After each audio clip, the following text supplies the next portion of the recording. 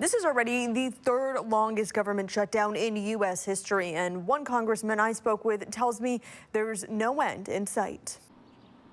Democrats and Republicans in Congress pointing fingers at one another for the government shutdown. It's a really frustrating process. The Democrat shutdown. The shutdown is nearing its fourth week now, leaving 900,000 federal workers without pay or laid off. The U.S. House passed a spending bill to keep the government open, but that legislation has failed to pass in the Senate 10 times now. Congressman Adam Smith tells me House Speaker Mike Johnson is trying to force Senate Democrats to agree with the Republican spending bill. And if they have the votes for that, well, okay, then I guess that's democracy. I don't like it, but they can vote for it. But now they're telling Democrats that we have to vote for Trump's budget and Trump's government. Smith tells me Democrats are fighting for priorities to keep energy costs low and Medicaid for hundreds of thousands of Americans, but says Republicans refuse to negotiate. Meanwhile, Speaker Johnson says the spending bill would only be temporary as lawmakers work to hash out the details later on. He says Democrats hold the power to end the shutdown. They can make this stop immediately if they would just do the simple and right thing. Pass our simple 24-page bill that just merely says status quo, keep the lights on. What's your message to those federal workers who are kind of getting the short end of the stick as the fight goes on for these issues? Well, I can tell you what the federal workers' message has been to me. Don't back down. When I asked Smith last week if there is an end in sight for this government shutdown, he said no end in sight, but a clear way this ends. And that's when Speaker Johnson agrees to negotiate with Democrats in the Senate. Senators are scheduled to be back in session on Monday. Natalie Fahmy, KOMO News. Food bank collecting donations for federal workers affected by the government shutdown. Harry Reid International began collecting donations at its pantry on Thursday and plans to open Monday morning to distribute essential items for those workers in need. That includes everything from food to toiletries, baby products, and pet food. For now, TSA agents and air traffic controllers at the airport are still on the job, but they are working without paychecks. A spokesperson for the Clark County Department of Aviation said operations at Harry Reid are also running smoothly. We decided to do a donation drive, a food and essentials pantry for our federal employees.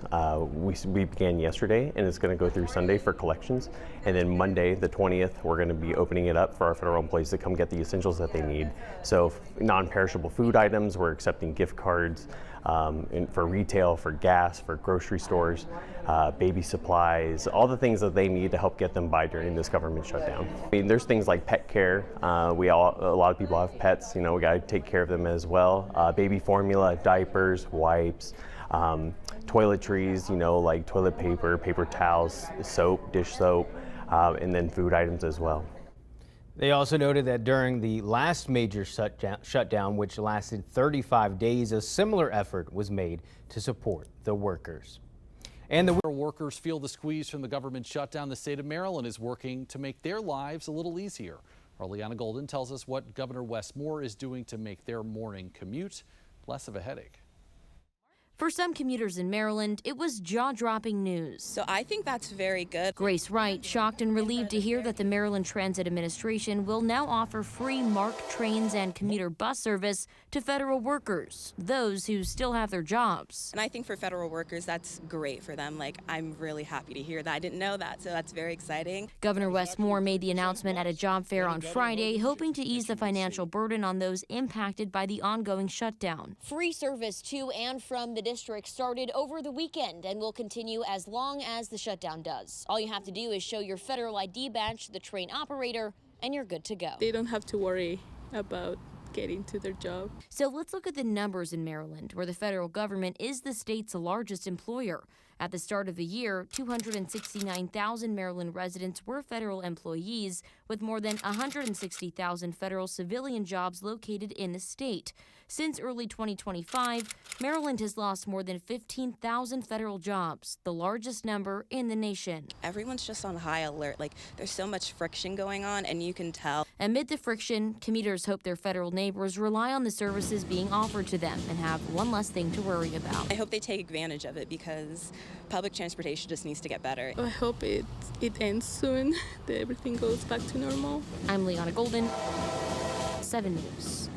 The government shutdown starting to be felt far away from Washington. I'm not sleeping at night. It's really, really hard. And I have a 15-year-old boy at home, and I don't know if you know anything about teenage boys, but they eat a lot. Furloughed federal workers in Kansas City raising their concerns, also laid out in this video released by the White House. We urge Congress to reopen the government. Every day this doesn't happen, it punishes us. We all have rent due, car payments, mortgages, and overall need to provide for our families. Not knowing when my next paycheck is coming has had us talk about possibly canceling my son's upcoming birthday party. While we are once again seeing TSA workers not getting paid, American farmers losing access to vital information and loans meant to help keep them afloat, and millions of Americans at risk of losing their SNAP benefits, President Trump did redirect $300 million in tariff revenue to some food assistance, also shielding federal law enforcement and military members from missing paychecks. President Trump insisting it's Democrats' fault and they should therefore be punished. They didn't realize that that gives me the right to cut programs that Republicans never wanted, giveaways, welfare programs, etc. And we're doing that, and we're cutting them permanently. If we shake hands with President Trump on a deal, we don't want him then next week just firing thousands more people, canceling economic development projects, canceling public health funds. Public health at the center of the argument from Democrats who say they need more agreement on a plan to extend Affordable Care Act subsidies set to expire at the end of the year. As Republicans say, open the government first. What I want to vote is to open the government, which I have done a number of times, but we're not going to extend a program that is wrought with fraud, waste, and abuse. I think there can be reforms to these credits, but ultimately we're going to need a total overhaul. Despite many similar previous votes, the Senate is set once again to vote this evening on whether to end the shutdown and reopen the government. I'm Christine Frizzell reporting. As the government shutdown drags on, we need to talk about the lasting effects. Right. It's more than just missed paychecks and closures. The real impacts may not be so obvious. Melanie Hastings is here with some of the shutdown's hidden effects and what that could mean for your money. That's right, guys. So we all see the obvious things.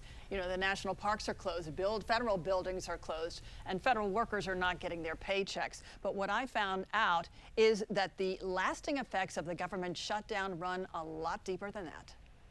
The real pain comes afterwards when furloughed employees lose morale. UVA's Darden Business School professor Chris Herpford told me while federal workers return to their jobs after a shutdown, almost immediately, many start looking for work outside of the government. They will explicitly say, hey, I'm fed up. I'm going to look for better jobs elsewhere. This brain drain of highly skilled workers costs all of us. It's both young, highly qualified, high potentials and older leaders with a lot of experience. And the result is that the government works less well, affecting all of us. Herpford says for every employee that leaves, the government spends 250% as much money as they save to rehire from the outside. And that shock to morale is as big as a 10% drop in wages. It's like a bipartisan issue. Like no matter what your view is of the federal government, if you like it or if you want it to shrink, shutdowns are not the right way to shrink the government. The cost is enormous. It's hidden. Now, several bills have been introduced in both the House and the Senate to prevent government shutdowns from happening, though none has been enacted into law just yet. But what is encouraging, guys, these are bipartisan bills. So everybody is agreeing government shutdowns have to end. Yeah, so maybe in the future. We're going to see some cracks in the system here as this thing drags on even longer. All right, thanks, Mel.